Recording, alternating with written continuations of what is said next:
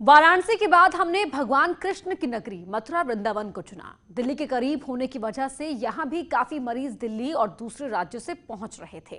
जब दिल्ली और गौतम बुद्ध नगर पर दबाव बढ़ा तो लोग दूसरे शहरों का रुख करने लगे। मथुरा दिल्ली और नोएडा से नजदीक था, इसलिए यहां पर भी दबाव बढ़ गया और दूसरी ओर हरियाणा और राजस्थान से भी मरीज मथुरा पहुंचे। सबसे बड़ी चुनौती यहां पर कोविड काल के वक्त मंदिरों की देखरेख की थी, लेकिन मथुरा भी इस चुनौती को पार कर गया।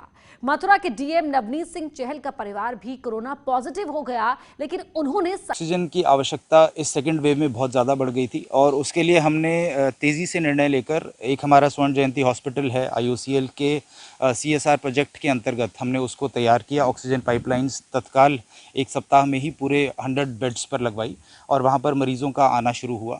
एक ये एडिशन किया हमने, यहाँ पर 2 मेडिकल कॉलेजेस पहले से ही हैं, वहाँ पर भी कैपेसिटी को इंक्रीज़ किया। जो बड़े प्राइवेट हॉस्पिटल्स हैं उन्हें कोविड हॉस्पिटल के रूप में चलने के लिए अनुमति दी। और मथुरा में 1 मई को सबसे ज्यादा 549 मामले सामने आए। इसे बढ़ने से रोकने के लिए निजी और बंद पड़े सरकारी अस्पतालों को शुरू किया गया।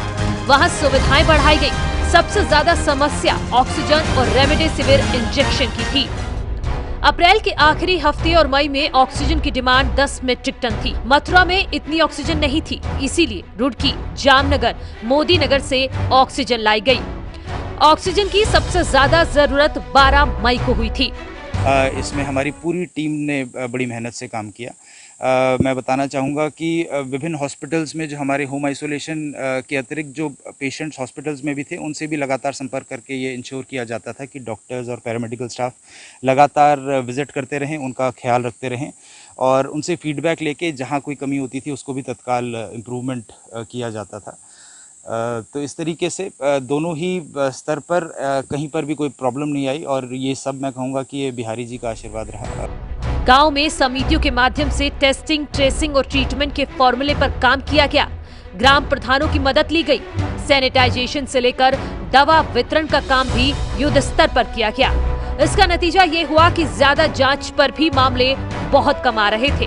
काफी संघर्ष के बाद मथुरा में कोरोना को हराने में सफलता मिली। किसी भी प्रकार का कोविड संक्रमण यदि हमारे बच्चों में ज़्यादा होता है तो उसके लिए भी हम पूरी तरीके से तैयार हैं।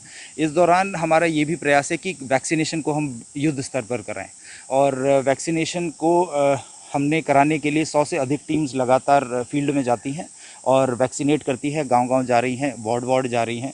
शहरी क्षेत्र में हमने पार्षदों की, जनप्रतिनिधियों की और अधिकारियों की मदद से लोगों में प्रचार प्रसार करके कि कोविड वैक्सीनेशन यदि वो कराएंगे तो किसी भी प्रकार के संक्रमण से बच सकते हैं या यदि होता भी है तो बहुत माइल्ड होगा। न्यूज़ 18 के लिए मथुरा से नितिन गौतम की रिपोर्ट।